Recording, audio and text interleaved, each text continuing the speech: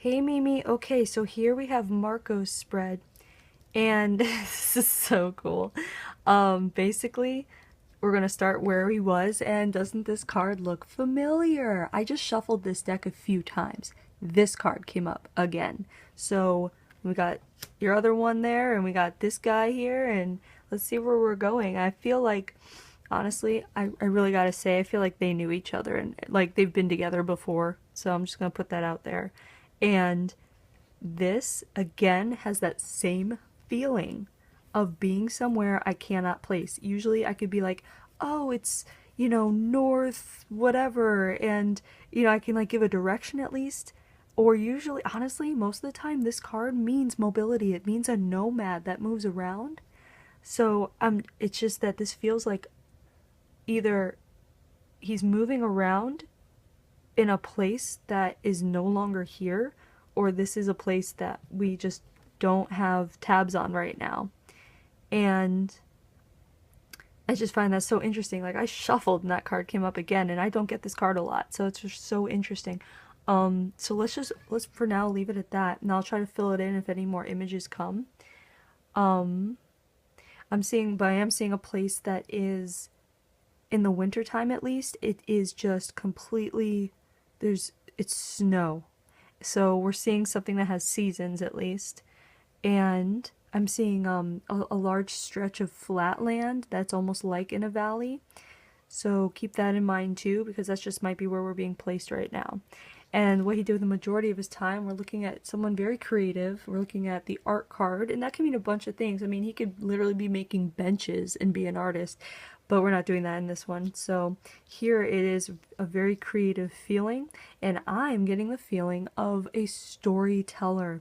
And not a storyteller in making up stories, but a storyteller that is, in a sense, a very wise and beloved person in a community who holds the wisdom and the ancient, secrets and tales and knowledge from their ancestors. So I feel like this is actually a very, this is a very, like, you think artist, but this is a very stable thing here. Like, this is a very special person who is not only bestowed with these, stories of the past of ancestors, but also gifted, articulately gifted, someone who speaks well, who enchants people, who has a fondness for drawing people in and telling a story, who just might be someone that's easy to listen to in this current life as well.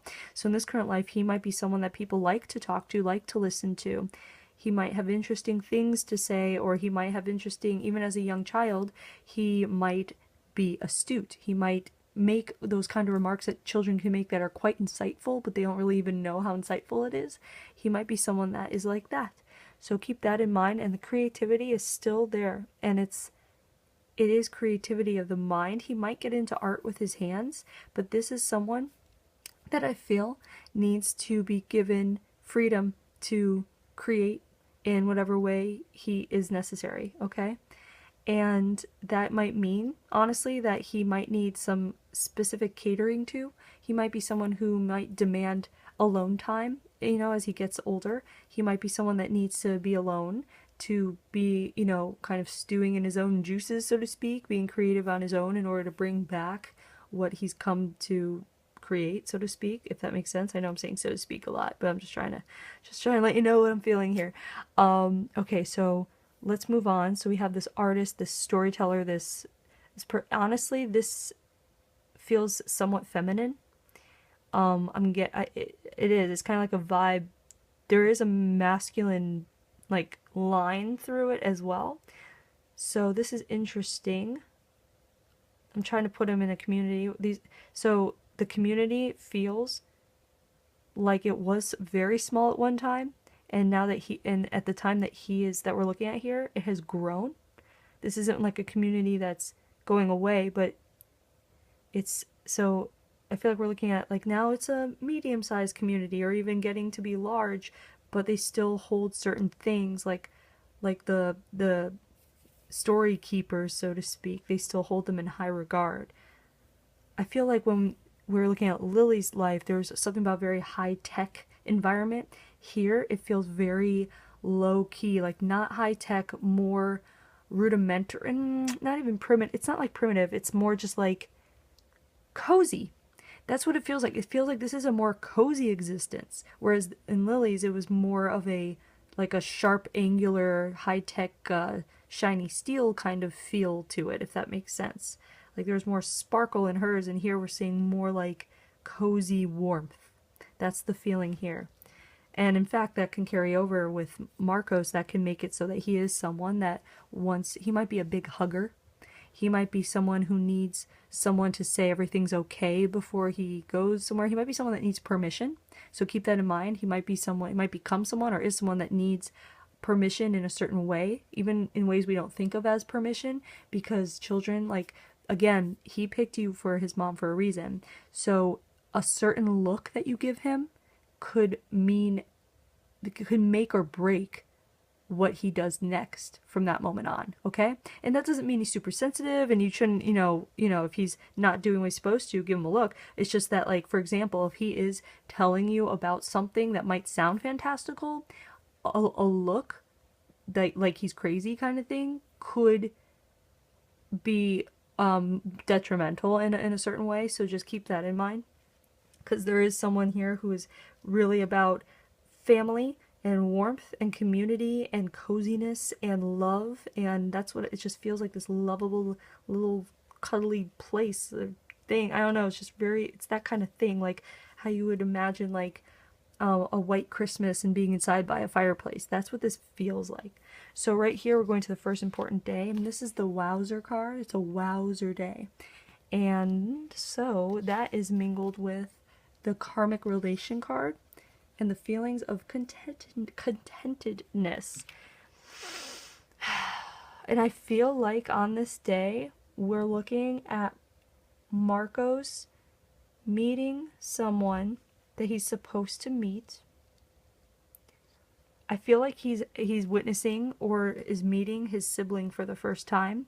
And I feel like Markos here, in general, he has, I feel like there's going to be people or a person that he will meet in this current life that will feel like the other half of him. And it doesn't mean romantic relationship at all. It can mean a best guy friend, a best girlfriend, whatever it is. But I feel like here we're seeing him meet his sibling. I feel like he's an older sibling. So we're looking, and I feel like he's maybe teenage, like just at teenage years when the other sibling comes along. And this sibling is that other half, and I feel like they're bonded right away. There's like this instant love. Of course, there's always, not always, but there's a lot of times there's instant love, but there is something very special about this where he takes responsibility over this sibling, protective. So in your current life, if he's protective over his siblings, or he wants to know where they are, keep an eye on them, if he's someone that will hold their hand or comfort them when they get hurt, something like that. I mean, that could just be a very sweet child, but it can also stem from this soul we're looking at here. And I just have this weird feeling about him and Lily Rose. It could, I mean, this could be her as well coming through. So that's just a feeling. Keep that in mind. If that resonates with you in any way, if they have any kind of special bond, keep that in mind. Or if he has any special bond even with his other siblings.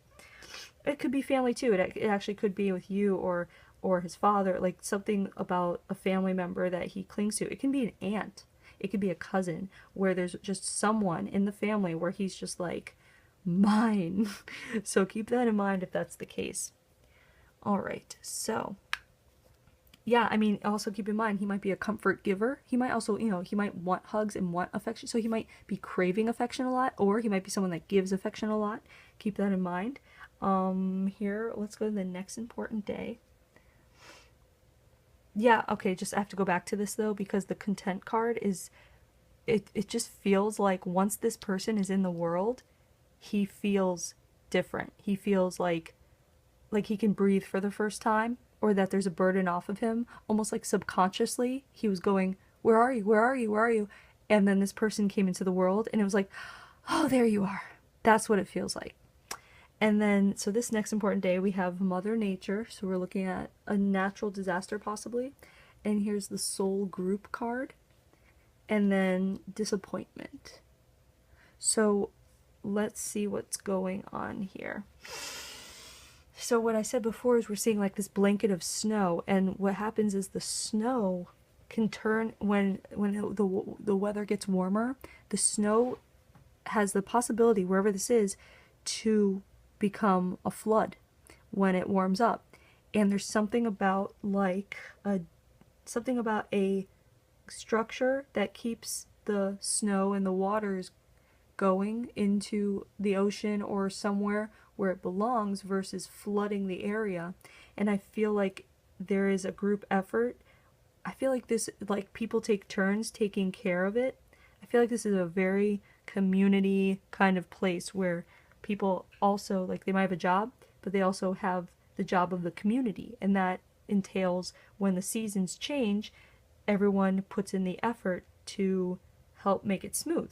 That's what it feels like. And it feels like here we're seeing that ice turn to water, and we're seeing the changing of a season, and we're seeing it's almost like if there was a dam and it broke, and it broke because people did not put sincere effort into doing what they were doing, or they weren't paying attention. And I feel like because of that, a lot of people were hurt or even some killed because of a flood. I feel like this is a rush of water. I feel like it's like just overnight rush of water, like people couldn't get out of the way.